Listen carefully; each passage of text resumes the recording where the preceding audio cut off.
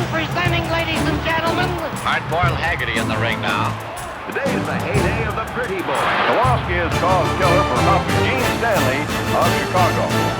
She likes it. Oh, boy, that can hurt. Right here at ringside while we go in for a riot of roughhouse that's flatly called wrestling.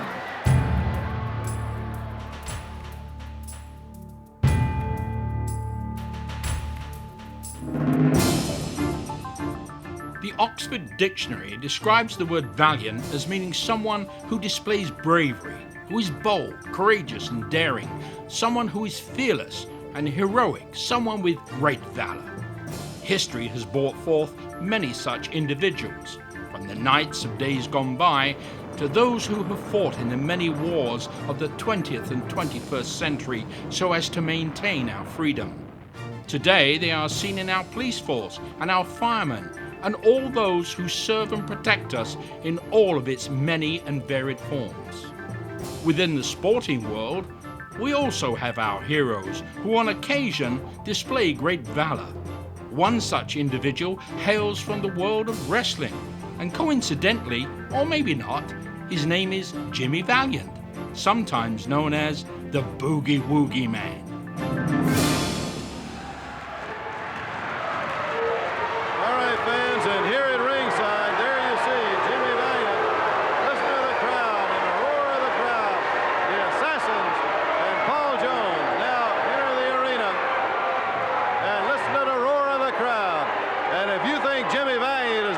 For them, as we mentioned earlier, never have I seen him out ready to go way before the bell and before time for the match. He wants the Assassins and he wants Paul Jones so bad. You see him just shove Dory Funk out. He's going to take all three of them on. It was Paul Jones and the Assassins. There's the bell as the bell now is sounded. Who took the scissors and cut Valiant's beard, and has he been after him ever since. And right here on television for all of you to see, here's his opportunity. Down goes the Assassin from a good elbow. Hip toss. When he gets up, there's Valiant right ready again with a hip toss. Rakes the legs out from under him. Again, he rakes the legs from under the Assassin. I was born in Tennessee, Southern born, you know, Southern bred, and when I die, I'll be Southern dead, you understand? But my folks moved up to Illinois, Northern Indiana, Hammond, Indiana. I was the last child of 5. I have 4 older sisters. I'm the only boy, and I was raised right there in Hammond, Indiana. So I had a great, raising as far as a lot of love, and I'm a loving person to this day because of my mom and dad. I went through high school, and that's the only thing that kept me out of college, you know, was high school, you know. I didn't go to college, but I wanted to, go on and do something with my body. I started training real young, 12, 14 years old, you know, and I wanted to make my living with my body. In fact, I started wrestling, at just early 20 years old, you know, and I took to it, you know, like a duck take to water, and I loved it, you know, and of course, it took my whole working career. It was 40 years. I wrestled for 40 years. I started wrestling in 1964, and I wrestled until 2004, 40 years, over 40 years. My first match was in Chicago, Illinois. It was May 5th in 1964. I started wrestling. They gave me my first name, which was Jimmy Valentine. And that was my first name, and then I went on, my second name, I went on to the original Sheik in Detroit, and he named me Big John Vallon. And then I went to Vern Gagne, WWA, and he called me Jimmy the Body Vallon. I went on from there to Fritz von Erich in the late 60s, and he named me Handsome Jimmy Valiant. Once again, after firing Jimmy into the ropes, the bear hug put on by the Assassin.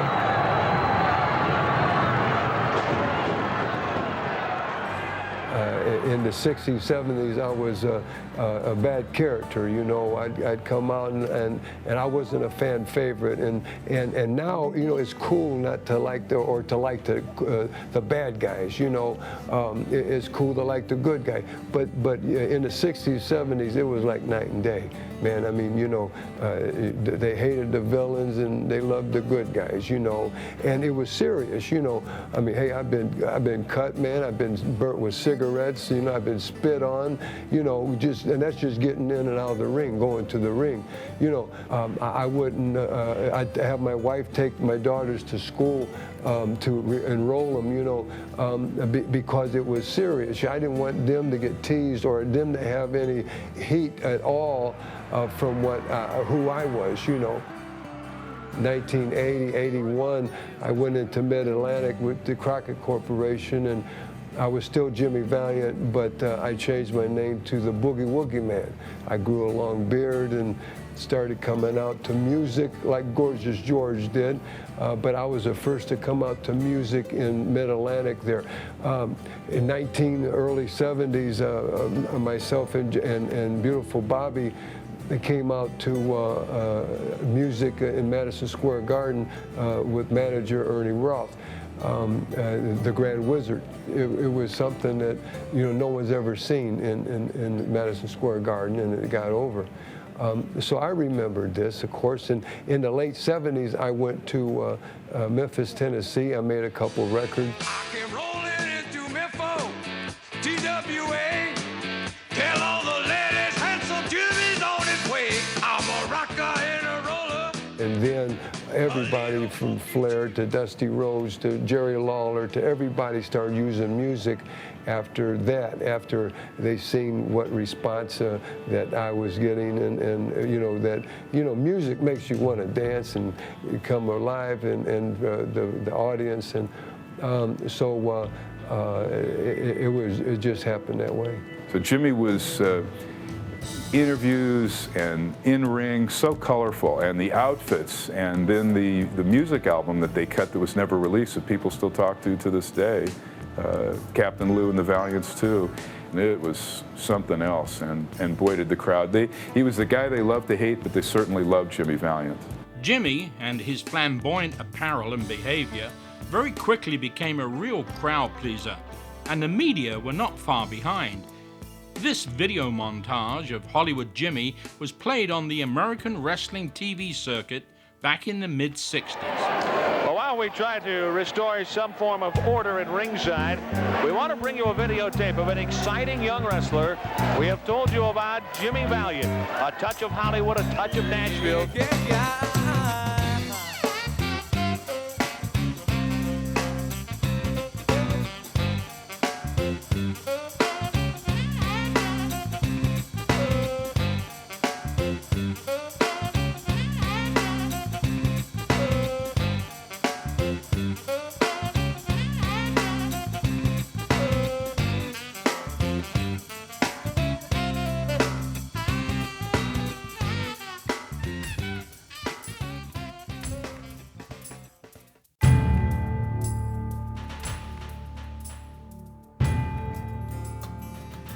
Oh, handsome Jimmy Valiant. I was there and shot quite a few of the Madison Square Garden matches, and that place was rocking and rolling. When he and Handsome Jimmy teamed up with Captain Lou Albano, it was magic and deafening, and the crowd went insane. The tag matches with Bruno Sammartino and Chief Jay Strongbow, so many awesome matches. And the Valiants worldwide, they worked for the IWE in Japan, and of course Vern Gagne's promotion, and Dick the Bruiser's promotion, and in Florida and in San Francisco for Roy Shire. And they had many, many matches, and quite the feud with Pepper Gomez, Jimmy Valiant, as a singles and also in tag. And when they added Jerry Valiant to the mix, Stomper Guy Mitchell, his real name, I believe he had quite the history in Toronto and Montreal. And there was 3 Valiants it was magic. I was tag team for 5 years with my brother Johnny, and people still talk about it, you know, as the Valiant brothers. It was a real hot item. That was only a 5-year span. My other tag team partners, you know, I tag team with all of them, you know, with everybody, you know, from Dusty Rhodes to Andre the Giant, you know, you name it, you know. I had some, you know, feuds with Dick the Bruiser as singles, you know. Jerry Lawler, you know, that feud lasted, you know, for 15 years, you know. Paul Jones lasted over 5 years. You know, he had a whole army of people that he had coming against Jimmy Valiant. Though Johnny Valiant was Jimmy's main tag team partner, he also frequently teamed up with another icon of the wrestling world, Dory Funk Jr. Here they take on the Assassins. Of the Assassin, the referee says wrestle. The bell is sounded. Down goes Youngblood from that headbutt. The stretch. Valiant has got one of the Assassins in the stretch. Funk has got the other one in that spinning toe hold. They're both in the center of the ring. Both are submission holds. Here comes Paul Jones charging into the ring. He takes his shoe off. He clobbers Funk in the head with the shoe. Here goes Valiant. He's got the shoe. Now listen to the crowd.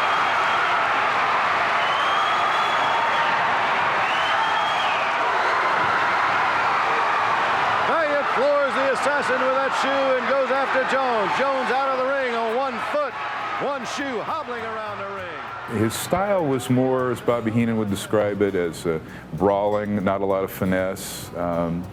But Jimmy had the crowd reaction, and that was that whole career. And then he changed his character completely to look like a rock and rollin' music Santa Claus, this boogie woogie man, and it was night and day, 2 different characters. He was a character, but he was a credit to the game, I think, professional wrestling. We were making money like doctors and lawyers. You was making $100,000 a year in 1970s, you know, 60s, 80s, you know, and you know, and doctors go with 7 at that time, you know, they go 8 years of college, you know, and no college, so yeah, it was good, it was great. Money, I mean, you know, I used to buy a couple new cars a year, you know, like it just run right through your hands. I'd blow it, I'd give it away. Big Mama, my toe says Big Papa. Tattoos is something that I just wanted to do. It's not for everybody, you know. It's something, I had my first tattoo when I was 12 years old.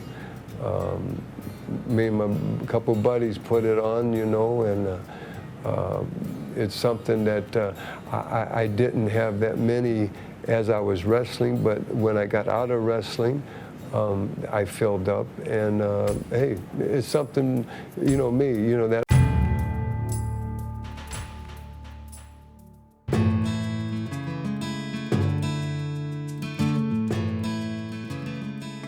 I met Angel. I was at a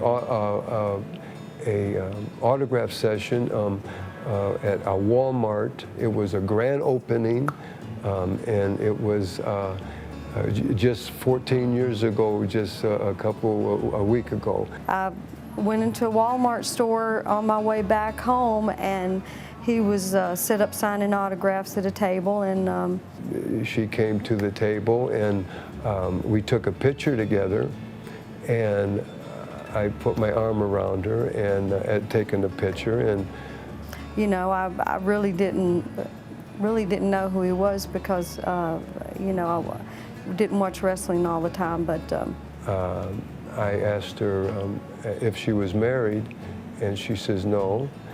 And I says, do you want to get married?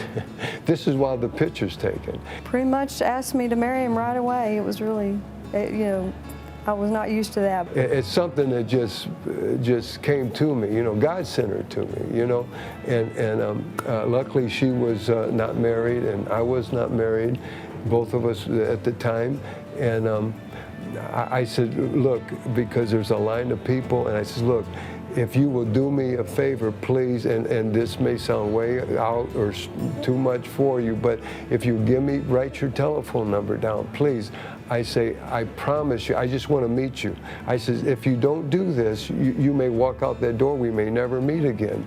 But if you do, if you will, you know, give me your telephone number, I promise you, young lady, that we will take our time. It was great. He's wonderful, and I wouldn't change a thing about our marriage relationship. 4 months later, we were already married. So that's how, so we took our time. But she's the love of my life, I'm telling you, and brother, and I'm going to spend the rest of my life with her. I would like to say to Jimmy, you know, thank you for just making my life just wonderful. Every day's wonderful with him.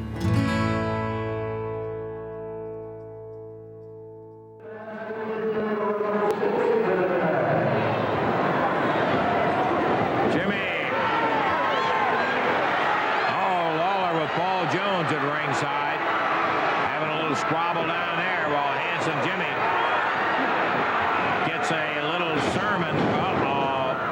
The assassin had something in his headgear.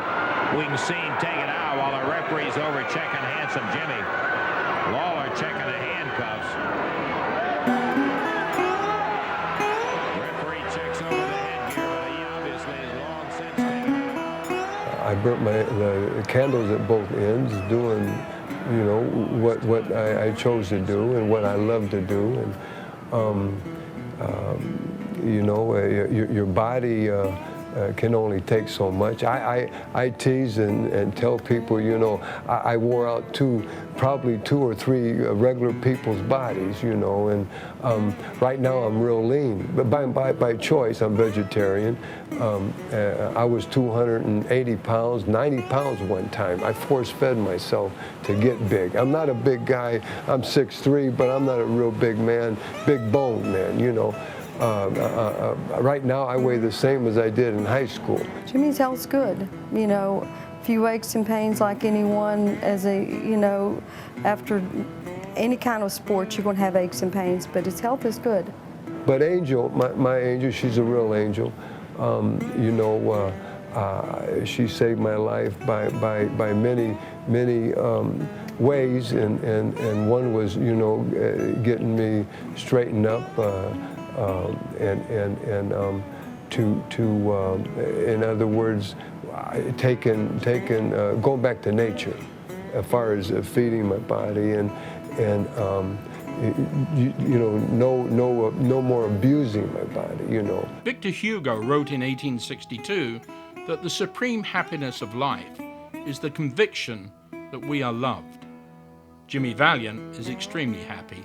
He has the love of his wife Angel and the love of the wrestling fans, both at his Hall of Fame and his peers all around the world. I hope that they remember me as, of course, as well as they can, you know, and I hope that they come out and to spend time at the museum and Hall of Fame. This is something that I will be, this is my legacy is there, see, and when I'm gone, that's going to be there, and this is how I want to be thought of. I would like people to remember Jimmy just for his generosity, for how he affected people's lives, you know, just making them happy, you know, coming to see him in the ring, you know, that made them happy because they got to see their hero, but I think more of an impact just because of the person he is, not because of the wrestler he was.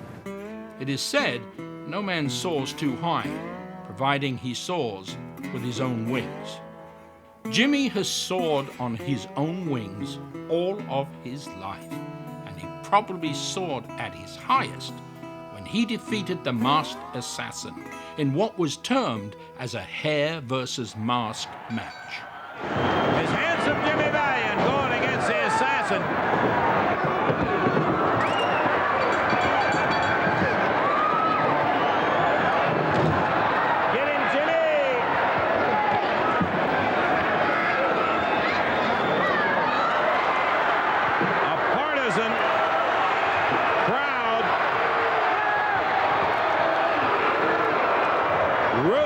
Handsome Jimmy on as he really racks up. Whip. Bear hug, and he picks up Handsome Jimmy. Let me tell you, he's no lightweight either. The assassin squeezing hard. Lawler trying to cheer Jimmy on.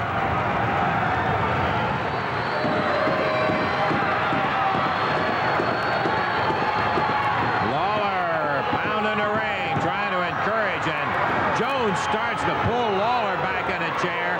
Lawler turns around and said, "I'll knock your block off." Paul Jones reaches up and grabs the hair of Lawler, and Lawler knows how to take care of that. Handsome Jimmy booms the assassin down.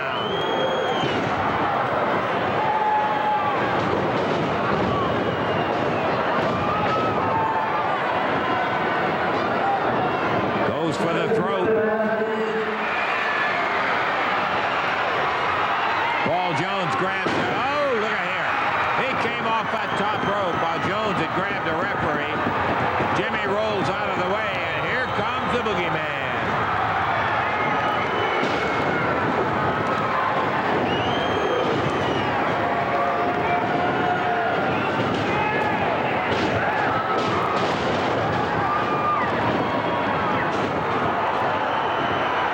He's knocked back in the middle of the ring. Handsome Jimmy going for the mask.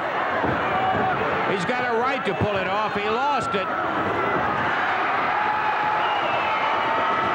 And there's the assassin unmasked. I don't know him from what I can see of him. Handsome Jimmy the winner. 8 minutes and 39 seconds.